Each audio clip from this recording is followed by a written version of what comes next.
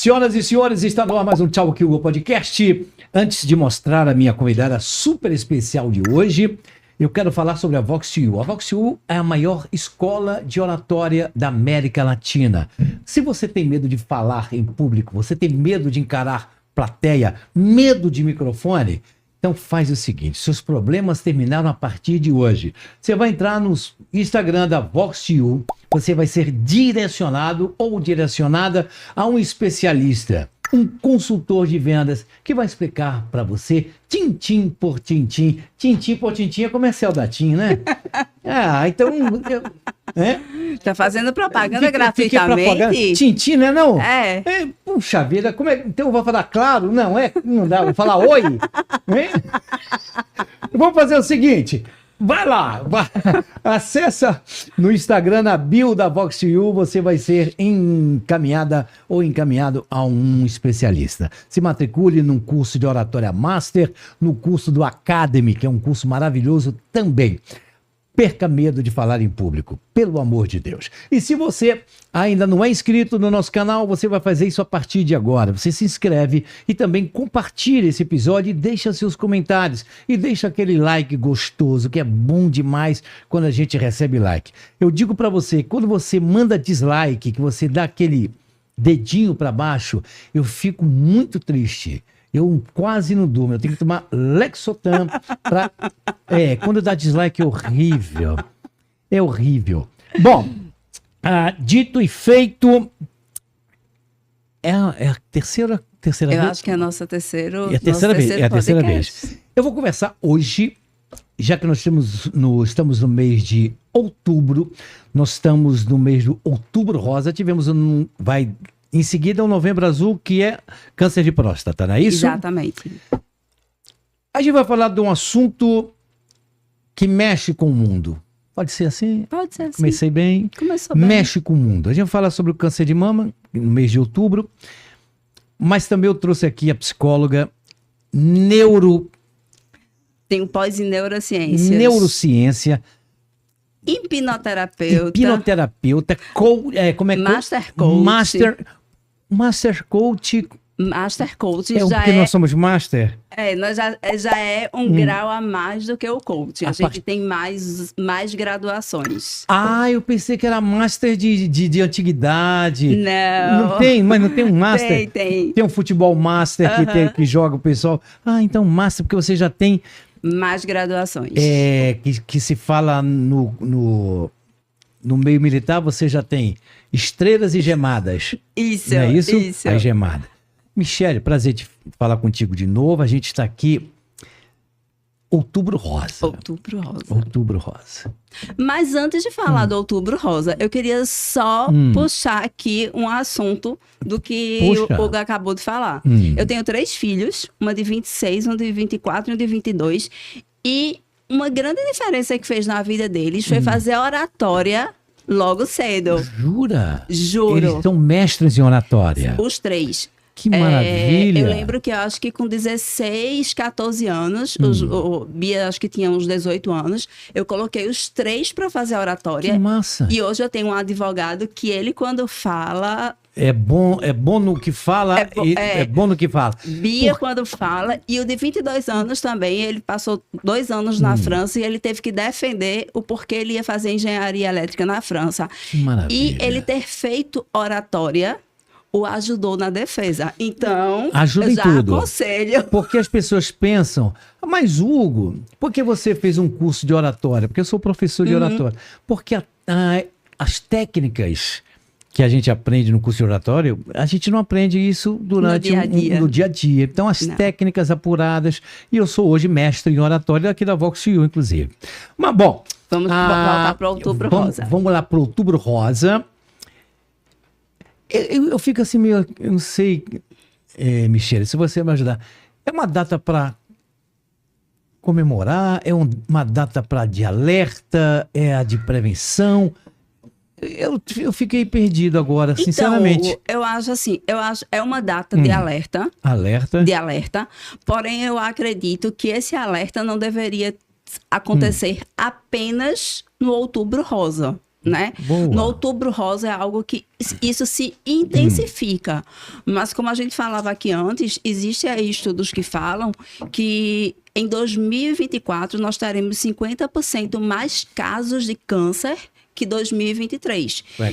Como é que é? É. Peraí que deu um tilt na minha cabeça agora. Estudos mostram que no ano de 2024 nós teremos 50% mais casos de câncer do que tivemos em 2023. Tem alguma coisa a ver com resquício da pandemia? Então... Eu acredito que a pandemia acelerou muita coisa, né? Mas aí eu venho para vários outros fatores na questão do câncer. Eu venho para a questão emocional, tá? Que as pessoas começam... Eu sempre brinco que as pessoas começam o check-up do pescoço para baixo e deveria começar da cabeça para baixo. Porque se eu trato a cabeça, eu estou tratando o restante do meu corpo. Você lembra o ditado das nossas avós, a vovó, que dizia que quando a cabeça não pensa... o corpo padece. Exatamente. Então, esse é um grande fator, né? E a pandemia veio acelerar esse distúrbio mental que as pessoas têm hoje. Meu consultório é cheio de pessoas com ansiedade, com depressão. E isso exacerbou-se muito pós-pandemia. Além disso, a gente tem outros fatores que eu não acredito tanto eles. Mas, assim, os agrotóxicos que a gente tem hoje, que a gente não tinha no passado, né? O excesso de informação, o excesso de tela. Michele, o que é que isso influencia? Eu preciso estar com a minha cabeça boa. Eu preciso estar com a minha cabeça positiva. Ontem eu atendi uma paciente, e quando ela saiu de lá, ela disse que ia assistir o filme Coringa. Eu digo, pelo amor de Deus, não vai. Não vai. É deprê. Porque assim, se a gente já está num mundo onde tem tantas coisas desafiadoras e onde já se sofre tanto com a ansiedade, que essa ansiedade se torna uma depressão, que às vezes se torna algum tipo de câncer, por que a gente vai atrás desse tipo de coisa? Vamos procurar coisas positivas, como você disse. Eu faço bike, eu ando de bike, eu faço exercício, eu me alimento bem. Isso faz com que esse câncer chegue mais dificilmente em você. Então, esse Outubro Rosa, eu não vejo motivos para comemorar. Mas o que eu digo comemorar, deixa eu só, senão vai ficar muita coisa no ar. Comemorar para as pessoas que venceram o câncer, as mulheres que venceram o câncer. Sim. Que são são as testemunhas vivas desse mês de outubro. Esse é o motivo para comemorar dessas mulheres que venceram o câncer. Dessas mulheres. Isso. Porém, aí, eu também puxo isso pelo seguinte. Por que eu vou comemorar a vida apenas nesse período? Eu preciso divulgar isso o ano inteiro. Por que eu vou separar apenas um mês, como a gente tem assim o próximo mês do Setembro Azul, que é de câncer de próstata? Novembro. Novembro. Não é algo que acontece constantemente. Então, assim, eu preciso ter esse trabalho contra o câncer, como contra outras doenças, permanentemente. Eu só vou ao dentista quando eu tenho dor de dente? Não. Eu preciso ter a minha prevenção. Eu só corto o cabelo quando ele está na cintura? Não, eu corto sempre que é preciso. Então, essa história do Outubro Rosa é bacana porque chama a atenção, é bacana porque traz esse assunto em pauta para que as mulheres que já tiveram câncer... Eu tive câncer aos 33 anos. É isso que no outro podcast você falou. Eu tive aos 33 anos. Mas não foi câncer de mama, né? Não foi câncer de mama, mas foi câncer. Foi. Então, assim, não importa qual o tipo de câncer, na minha ótica. O que importa é que o câncer existe e que ele precisa ser trabalhado todos os meses, todos os períodos. Você venceu o câncer? Venci. Desculpa, não sei se você pode falar no assunto. De quantos em quantos meses você faz um check-up para ver se esse câncer estagnou? Como é que funciona uma pessoa que teve câncer e que talvez esteja curada? No seu caso, vamos lá. Então, o que é que acontece? Todas as pessoas nascem com células cancerígenas, certo? Só que as células, elas ficam encapsuladas. E acontecem, tem a parte genética e tem a parte emocional. E acontecem grandes acontecimentos, grandes efeitos que fazem essa célula desencapsular. No meu caso, foi um casamento caótico, uma separação mais caótica ainda, e que me trouxe emocionalmente vários problemas que na época eu não era psicóloga, eu não sabia trabalhar aquilo, e que desencadeou em mim um câncer que em nada tinha a ver com a minha saúde, porque desde aquela época eu já fazia anualmente prevenção. E como eu tenho 3 filhos, tudo que tem de ista na vida eu fazia. Dermatologista, ginecologista, dentista. Esteticista, tudo. Então, assim, depois que eu tive o câncer, que eu venci aos 33 anos, primeiro que vale salientar o seguinte, e aí eu falo para todas as mulheres e para todos os homens, porque isso é uma vivência minha. Quando eu tive câncer, eu fui resistente em falar sobre ele. Por quê? Porque hoje em dia, isso é uma coisa que está mais proliferada, mais conhecida, né? Mas antigamente, quando você tinha câncer, você era uma coitadinha. E eu não queria me ver como coitadinha, porque quando a gente tem uma doença, e uma doença séria, a gente não quer se ver como coitadinha, a gente quer acolhimento. Entende? A gente não quer alguém, e tem pessoas que não têm senso, e aí eu peço para as pessoas colocarem amor nas minhas palavras. Existem muitas pessoas ignorantes que dizem assim, a bichinha, o bichinho, será que vai superar disso? Entende? Então, na época, eu fui bem resistente a falar que eu tive câncer. Até que um dia eu estava numa roda de mulheres e a gente começou a falar sobre doenças. E uma diretora que eu tive, ela disse, eu tenho uma pessoa aqui que tem uma coisa que tem algo para falar. Eu respirei fundo e disse, já sei o que é que ela quer que eu fale.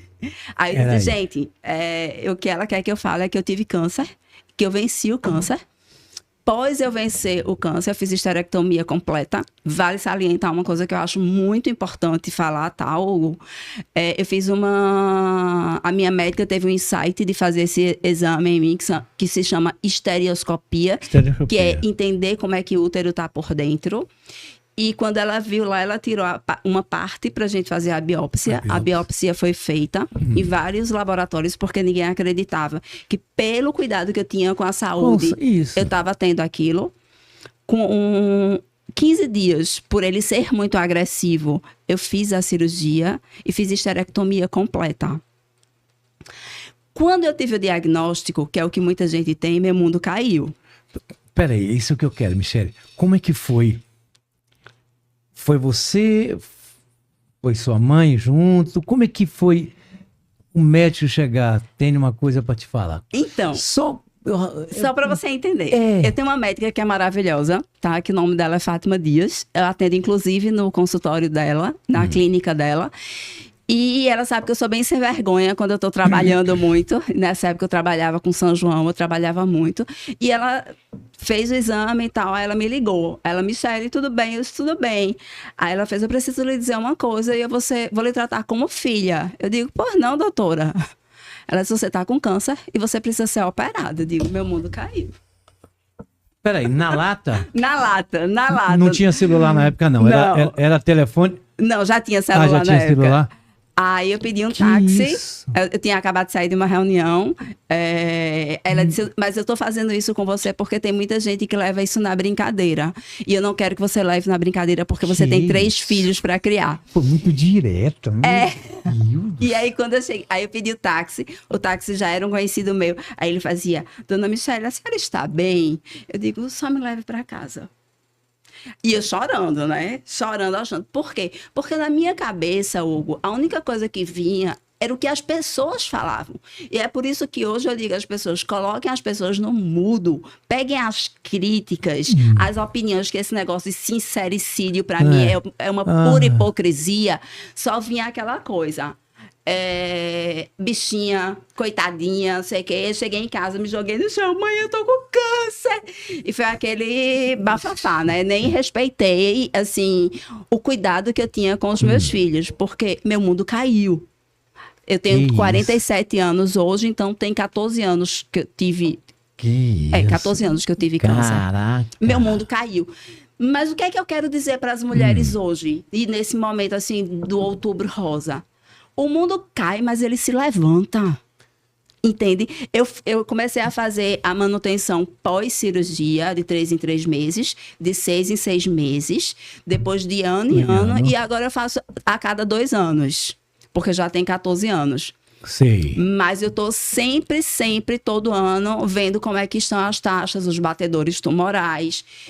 E para essas mulheres que têm câncer, que estão passando por isso, ou que vão ter uma notícia, Deus o livre, assim, o que eu quero deixar de uma mensagem positiva é que o mundo cai, mas ele se levanta. E aí existe uma coisa positiva nisso, que eu sempre digo que Deus prepara, Deus permite que algumas coisas aconteçam para que depois a gente possa dar testemunho. Quando o meu mundo caiu, e caiu mesmo, porque eu fiquei destruída, eu disse a Deus assim, Deus, tu me desse 3 filhos para criar. Tu me cura. Oh, glória. Por que que eu digo isso? Porque às vezes as pessoas esquecem de, no momento difícil, se apegar a Deus. E às vezes, quando a gente está num momento difícil de um diagnóstico de câncer, a gente fica perdido. Eu fiquei perdida no dia, na hora. À noite, eu coloquei meus joelhos no chão e disse, ó Deus, ok, eu estou com câncer. Tu me cura. O que é que eu preciso fazer para tu me curar? Eu tenho 3 filhos para criar.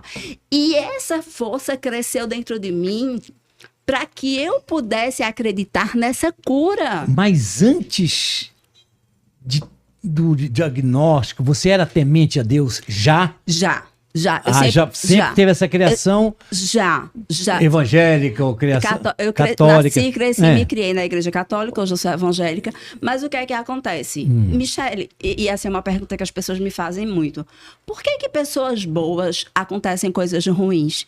Porque às vezes Deus precisa de pessoas que deem testemunho do que aconteceu, porque a gente tem muitas pessoas negativas no mundo. Então, se foi permitido, se aconteceu que eu tive câncer há 14 anos atrás, eu tô aqui hoje, linda, loira, e dizendo, mulheres, homens, puxem a força interior que vocês têm, e que essa força interior chama-se Jesus Cristo, divindade, seja o que queiram chamar, mas essa força interior... É isso que nos levanta, é isso que nos traz. Isso não acaba a nossa vida. Não acaba. Não é um diagnóstico. Quando chega uma criança com TDAH, por exemplo, no meu consultório, a primeira coisa que eu digo a ele, a mãe, é o seguinte, isso não acabou com a vida do seu filho. O que vai acabar com a vida do seu filho é o que você vai fazer daqui para frente. Porque você tem 2 alternativas, por exemplo, quando você tem um diagnóstico de câncer, falando do câncer. Ou você... usa aquilo ali como degrau para subir, ou você usa aquilo ali para destruir a sua vida. Gente, peguem as âncoras negativas e joguem fora. Eu peguei o câncer que eu tive e ele não é meu mais não. Ele está no fundo do mar. E isso é para a vida, entende, Hugo? Eu vejo que muitas pessoas, elas entram num quadro de ansiedade, de depressão, porque elas esquecem de buscar essa força interior que está em todos nós. Certo, Michele, mas você teve essa criação dentro de uma igreja católica, dentro da igreja evangélica, você teve a família do teu lado, graças a Deus. E as pessoas que não têm nada disso? Como é que fica a cabeça, por exemplo, de uma mulher da periferia que não vai ter o mesmo tratamento que a Michele teve? Então, eu acho que tudo na vida são escolhas. E todos os dias eu falo isso no meu Instagram. Porque eu recebo muitas pessoas que dizem assim, é muito fácil você ter a vida que tem e falar isso ou aquilo, é muito fácil você você viver sorrindo tendo o que tem. Quem disse que eu não tenho problemas? Muitos. Mas é escolha. Na vida nós temos 2 escolhas, 3 escolhas na verdade. Sentar, chorar e desistir. Sentar, chorar e bater a poeira. Ou correr atrás. Então, independente de periferia ou de zona sul, a gente está falando de fé. E a fé não é algo que a gente encontra só na igreja. A fé é algo que a gente encontra dentro da gente. Eu preciso decidir eu sempre digo que todos os dias a gente decide algo na nossa vida. Sei. E que tudo é escolha. Quando você acorda de manhã, você precisa escolher se você vai abrir os olhos e viver, ou se você vai continuar na cama dormindo. E é você quem define o seu futuro. Entende? Então, aí eu vejo as pessoas que são vitimistas, que gostam, e aí a psicologia vem e explica muito isso, porque tem a criação que teve o abandono, a falta de amor, a falta de um monte de coisa, mas eu também vejo a questão da escolha. Será que só sou eu que tenho problema? Quantas pessoas da periferia a gente vê muito mais felizes do que as pessoas da Zona Sul? Porque dinheiro não compra felicidade, dinheiro não compra essa fé. Facilita muita coisa, é evidente. É mais fácil chorar em Paris do que na periferia, né? Mas não é isso que vai determinar quem você é. O que vai determinar quem você é o que você decide ser. É o que eu digo aos meus pacientes. Ok, você tá me trazendo esse problema. O que é que você vai fazer com ele? Vai carregar ele como âncora, como sacola, ou vai jogar fora? Se você jogar fora, você vai destruir a sua vida pro resto da vida. Mas se você carregar ela, mas se você jogar fora, você transforma. Você transforma a sua vida. E é essa mensagem que eu passo para as pessoas. Gente, tenho enormes problemas. Tem dias que eu acordo e digo, Senhor, a vida da cristã é difícil. Quando tu vê tua agenda, tu fica, né? Como é que eu vou dar conta disso? A vida da cristã é difícil. Mas aí eu penso, caraca, eu acordei. Ô, Michele, como é que tu, como profissional, eu sempre quis perguntar isso para uma psicóloga. Pergunta. É sério. Se somatiza problemas dos outros pra caramba.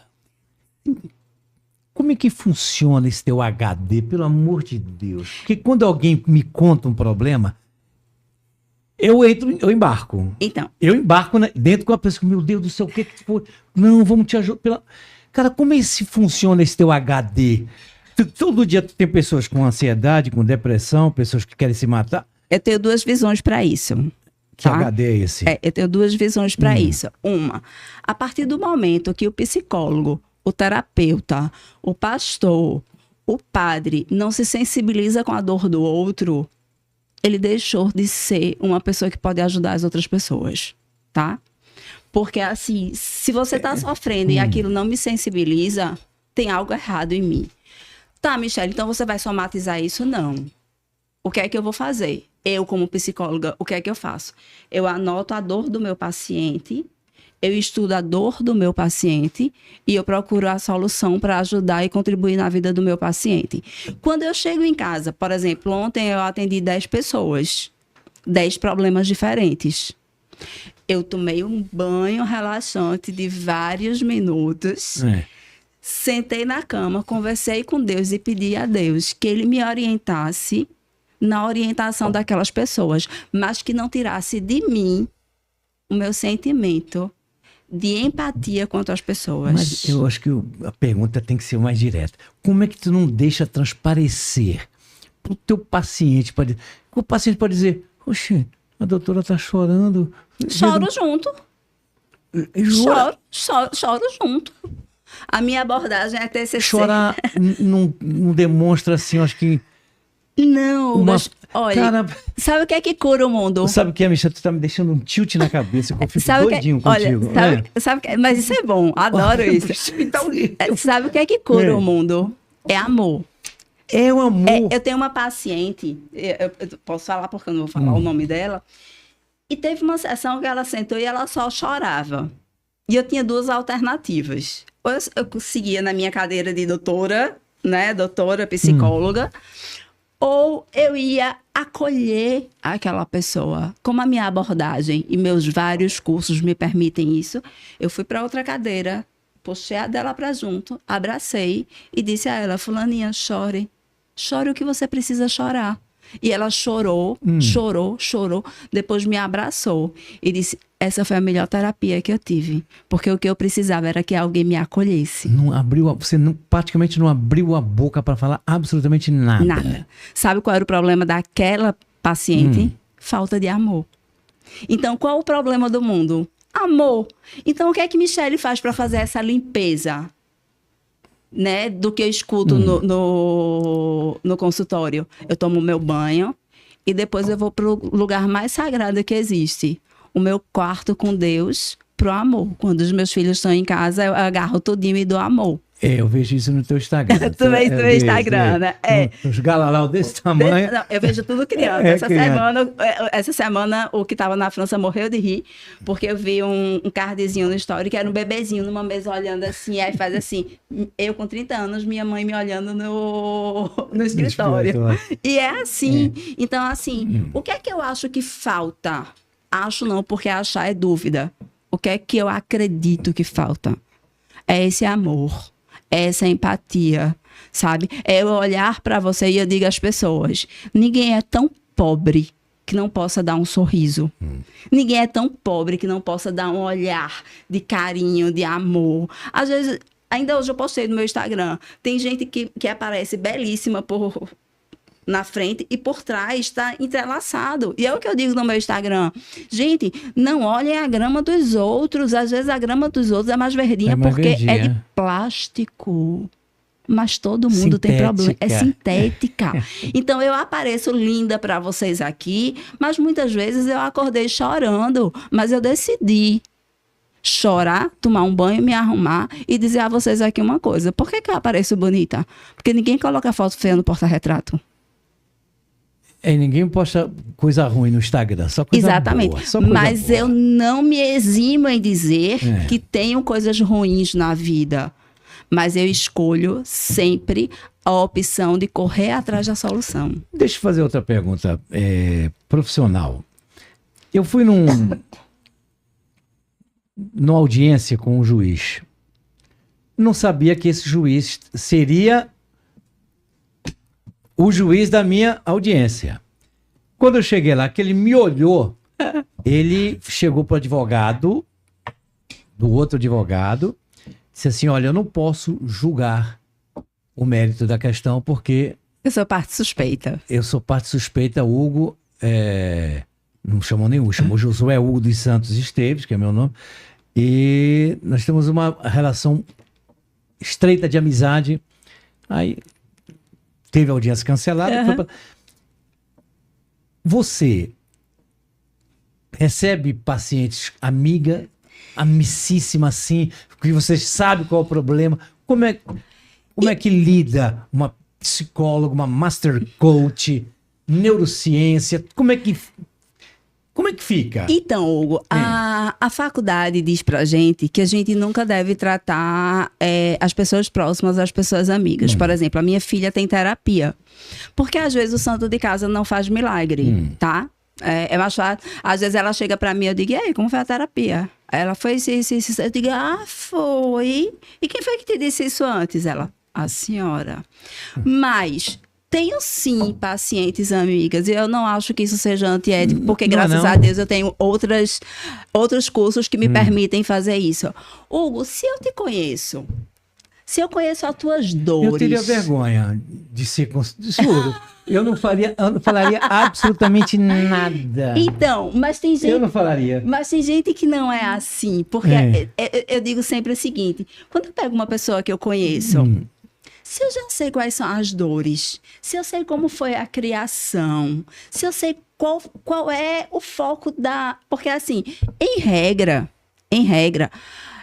tem uma frase de Augusto Cury que eu sou apaixonada. Eita, Augusto Cury que ele diz assim, as dores e fraturas de uma criança percorrem as artérias do adulto.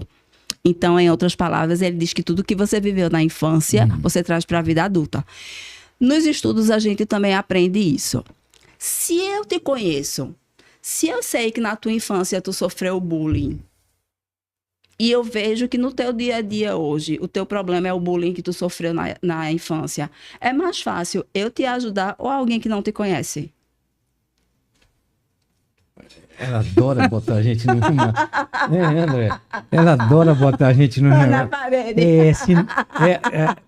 A Michelle é o seguinte, ela faz com a gente uma... Sabe o que é sinuca de bico? Quando a bola preta, né?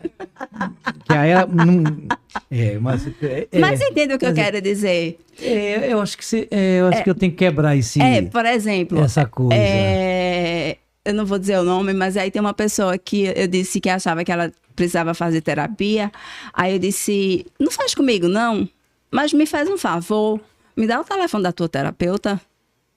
Aí a pessoa foi e me deu. Aí eu liguei terapeuta.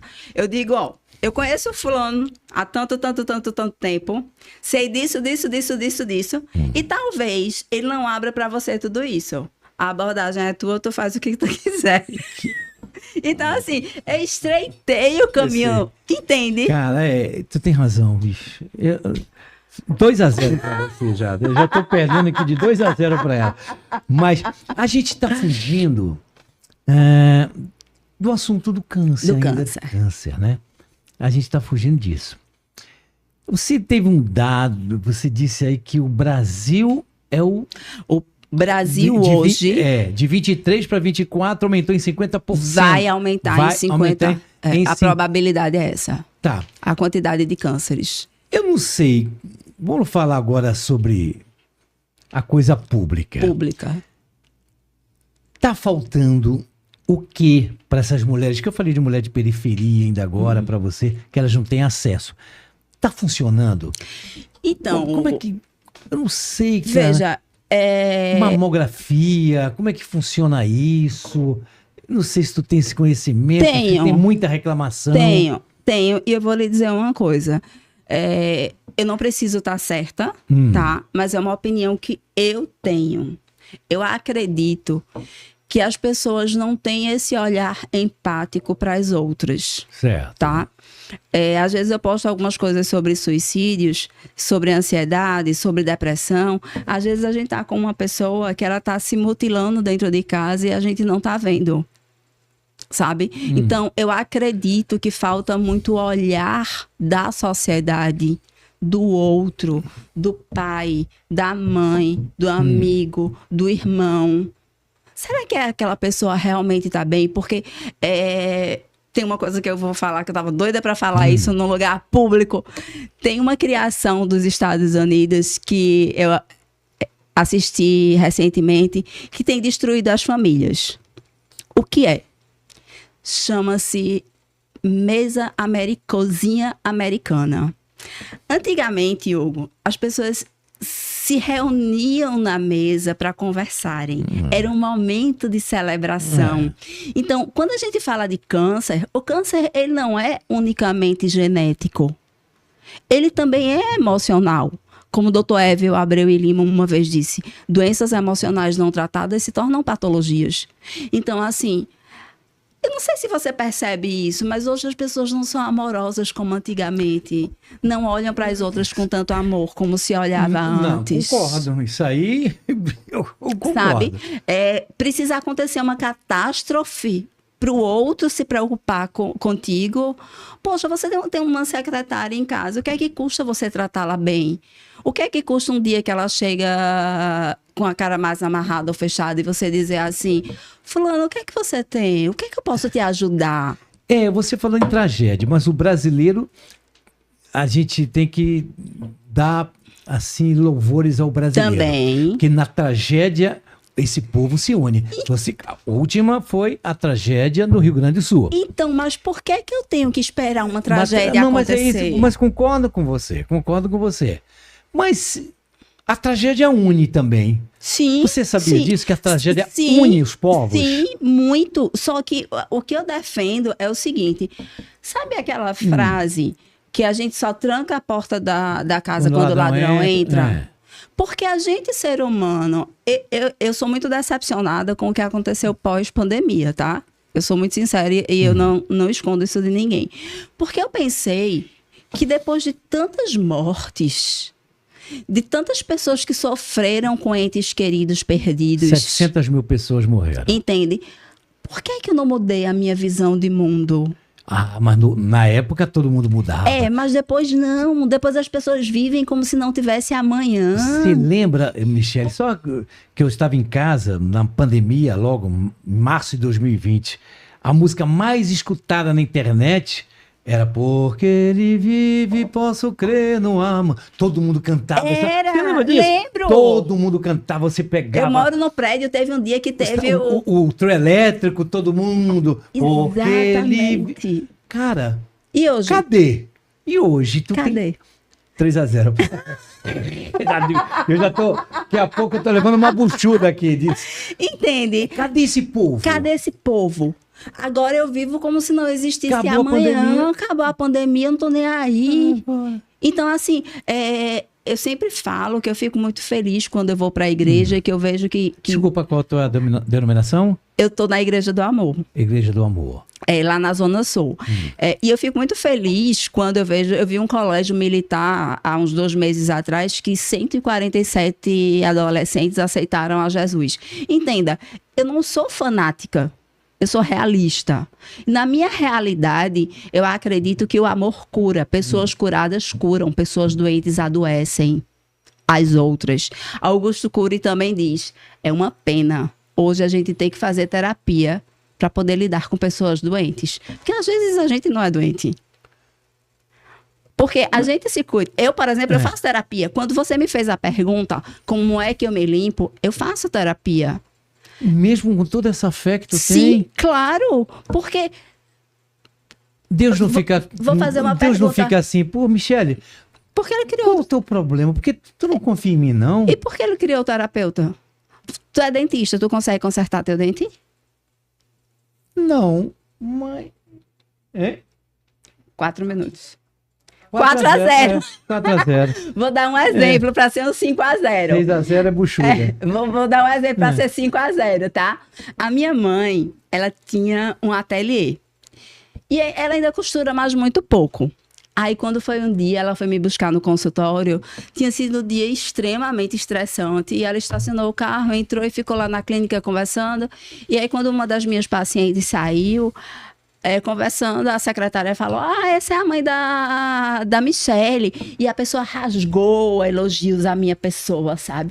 Olha, sua filha transformou meu casamento, sua filha transformou os meus filhos, hoje eu tenho filhos amorosos. Na hora das refeições, eles guardam o celular, o tablet, desligam a televisão e a gente conversa sobre o dia.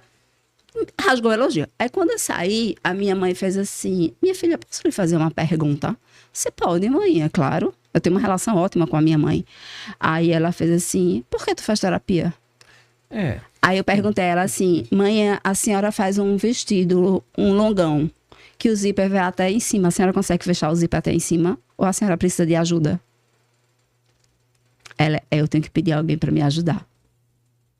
Eu digo, se a senhora precisa de ajuda para fechar o zíper do seu vestido, por que é que eu não vou precisar de ajuda para conversar com alguém sobre o que eu escuto? Sobre os meus dilemas. Porque a tua dor se torna a minha dor. Então eu preciso trabalhar essa dor. Então eu faço terapia e digo, vários psicólogos... Há quanto tempo já de terapia? Já tem um bom tempo que eu faço. Precisar assim a data, eu não lembro não, mas já tem um bocado de tempo. E digo uma coisa, muitos psicólogos vão discordar de mim, porque muitos são orgulhosos. Mas o psicólogo que não faz terapia, ao longo do tempo, ele não se torna um bom psicólogo. Por quê? Porque ele não escuta outras opiniões, porque ele não bebe de outras fontes, porque às vezes... O que eu preciso ouvir para te ajudar é o outro que vai me dizer. Não é um livro. Então, eu preciso fazer terapia para me limpar, para me entender, para saber se eu estou fazendo a coisa certa, sabe? Quando eu fiz um curso recentemente, e eu sempre falo que meu terapeuta e meu coaching sempre foi Deus. Porque desde sempre eu tratava os meus filhos de uma forma que hoje, com a teoria, eu vejo que eu fiz certo. Né? E aí eu fico pensando, eu digo, meu Deus, como não agradecer tudo isso, né? E como eu não procurar pessoas para me ajudar e mostrar assim, Michele, tu tá certa. Então, quando eu trato um paciente que eu vou para minha terapia, eu digo a ela que a minha terapia é minha e dela, porque a gente termina trocando figurinhas sobre os nossos atendimentos. E que ela diz assim, essa tua forma de falar foi certo. Isso foi... Então, assim, me valida como profissional também. Agora, eu vou dar... Tem que ganhar uma. Vamos ver. Quando é que um psicólogo chega pro paciente e diz assim, não, você precisa do psiquiatra, ou vice-versa? Então, já aconteceu esse caso? Já. Muito? Já. Você, olha, seu problema não é psicológico, seu problema... é psiquiátrico. Então, já. Qual é a diferença? Não muito. A diferença é que o psiquiatra, só ele pode passar remédios. Receita. E o psicólogo não. Mas o que é que eu vejo, eu acredito e eu estudo também. Eu sou terminantemente contra remédios. Porque existe por trás uma indústria farmacológica que quanto mais remédio você passa, mais um médico ganha. Porém, existem momentos... Nem todos, né? Existem momentos que é necessário que o paciente faça uso do medicamento até que a gente descubra qual é a dor daquele paciente. Porque não é de primeira que ele vai me contar. Às vezes eu passo 3 meses com um paciente para descobrir o que ele tem. Mas aí ele vai passar esses 3 meses com a ansiedade. Aí você indica o psiquiatra. Vai para o psiquiatra. Deixa o psiquiatra controlar esse teu nervosismo. Enquanto isso, eu vou investigando de onde vem aquela ansiedade, aquela depressão. Feito isso, vamos fazendo o desmame. E ainda tem uma outra coisa muito importante que eu sempre passo para todos os meus pacientes. Façam exames. Vão para o médico bom e façam vários exames. Porque, às vezes, problemas hormonais causam sentimentos de depressão, tristeza, vontade de não sair da cama. Então, não necessariamente você precisa do psiquiatra. Você precisa de uma reposição hormonal. Deixa eu contar uma coisa. Você também mexe com hipnose? Também. Tá. Mas não é frequente, né? Não. Porque eu queria contar uma história para você. Não sei se eu já te contei essa história. Eu, quando fui a primeira vez no estádio do Maracanã, assisti um Botafogo e Flamengo. Isso aí eu conto para todo mundo. Eu conhecia o estádio do Maracanã. Nunca tinha entrado no Maracanã, o antigo. Eu conhecia todas as entradas do Maracanã. Conhecia todos os banheiros, todos os setores do Maracanã. Um primo meu, Sérgio, que é carioca, disse assim, rapaz, como é que tu conhece isso aqui que tu nunca entrou aqui? Eu digo, rapaz, não sei, mas ali não é... Ele fica, não, peraí. Aí, não, tu tá brincando, tu já teve aqui, tu tá, pá, beleza, morreu aí, beleza. Fui fazer uma regressão. De vidas passadas ou da vida atual? De vidas passadas. Certo. As coisas que eu conto, porque todo mundo fica assim. Eu estive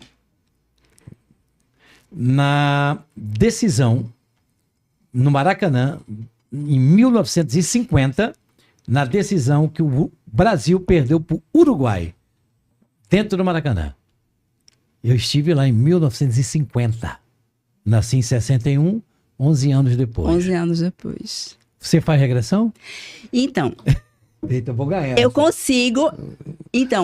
consigo sim fazer a regressão. De vidas passadas. De vidas passadas. Sim. Porém, é algo que quando a gente vai para igreja onde eu frequento, tá? Aí o pastor diz, opa! Entende? E assim, essa história da hipnose, existe vários tabus e vários preconceitos. E eu sempre digo o seguinte, eu não julgo religião nenhuma, eu conheço quase todas, tá? Eu conheço. Espiritismo, catolicismo, os evangélicos, eu não julgo. Acredito na Bíblia e acredito em Deus. Mas eu sempre digo o seguinte, a gente só vai saber a verdadeira verdade do que é a nossa vida, ou do que foi a nossa vida, quando a gente estiver com o Papai do Céu.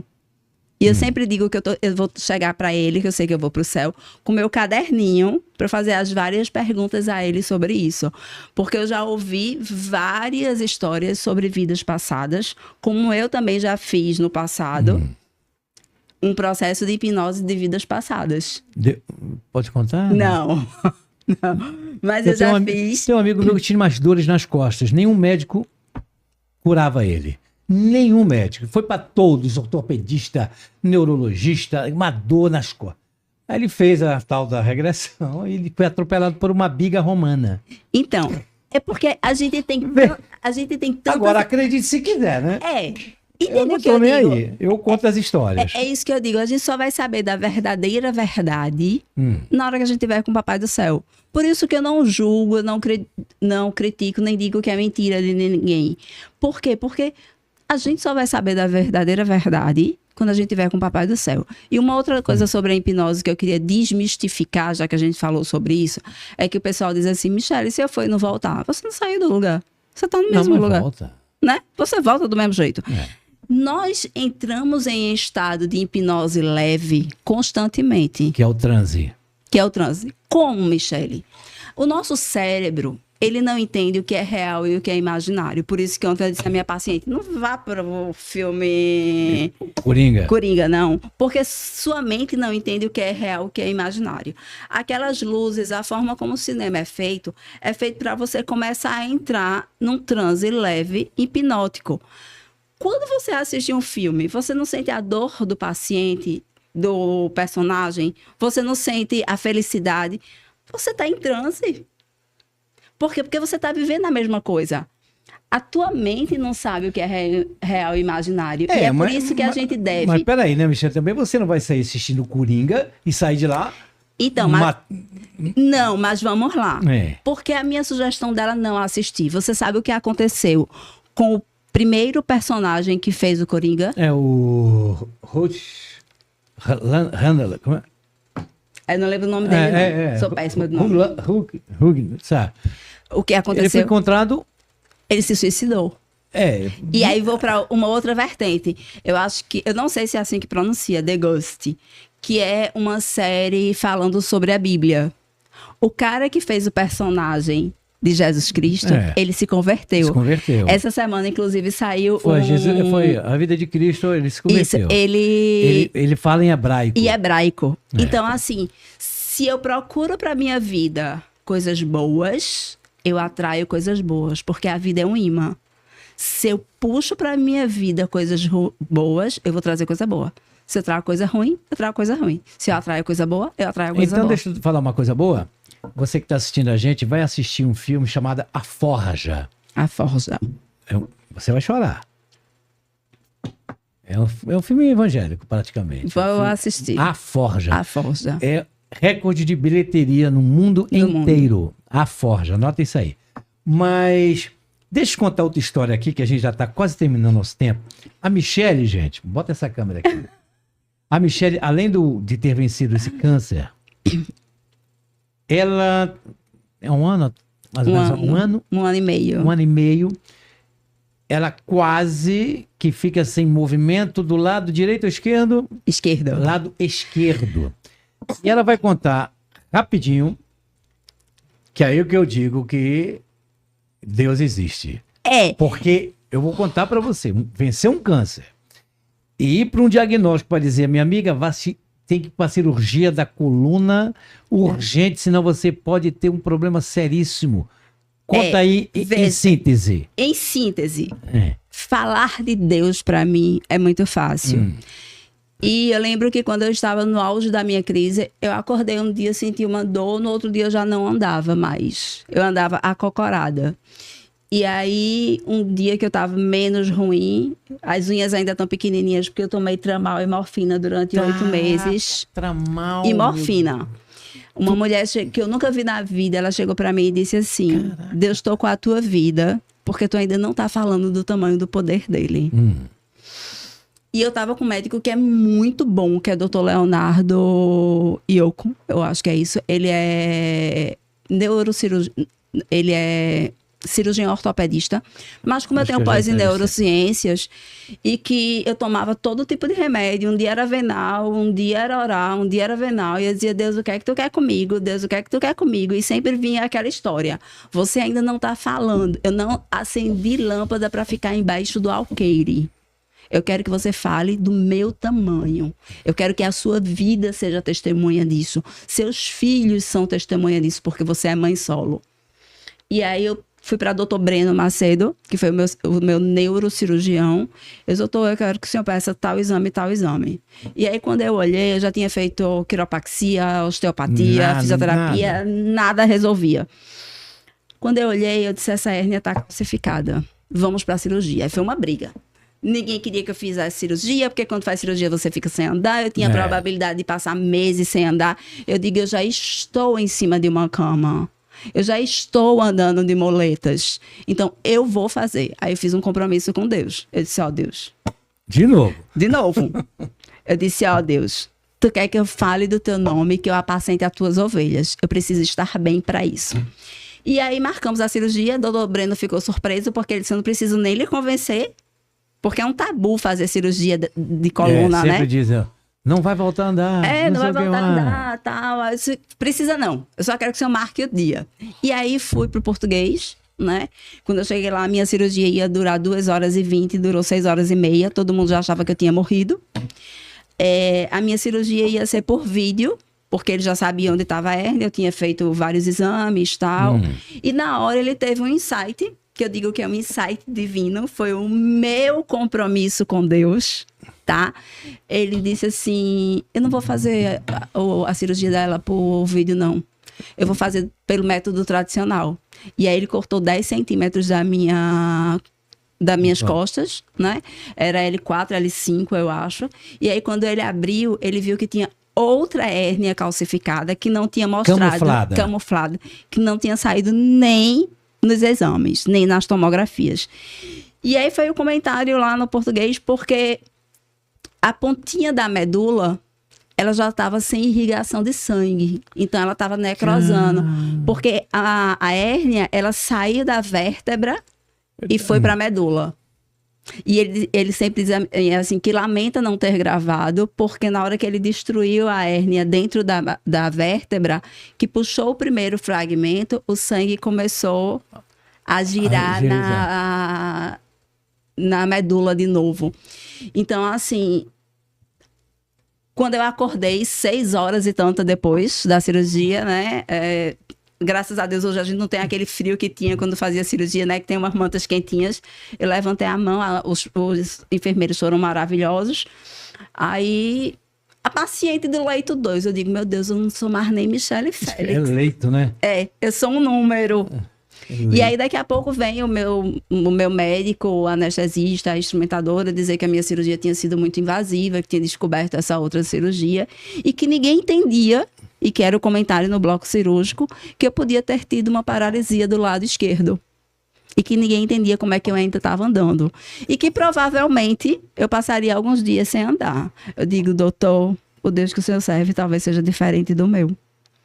Porque meu primeiro impulso, quando eu acordei no repouso, foi... Digo, meu Deus, eu fui entubada, eu fui desentubada. Ninguém sabe nada. Né? Nada. E o meu segundo impulso foi mexer as pernas. E ele, você tá mexendo as pernas? Aí eu dei 2 chutinhos. Ia passar 5 dias no hospital, passei 2 dias. E passei alguns 3 meses usando uma placa. Uma cinta. Fisioterapia. Não fiz porque eu tinha feito um compromisso com Deus. E eu tinha dito a ele que... Tu não fez fisioterapia? Não fiz fisioterapia. Doutor Breno, não assista esse podcast. Ai, meu Deus. E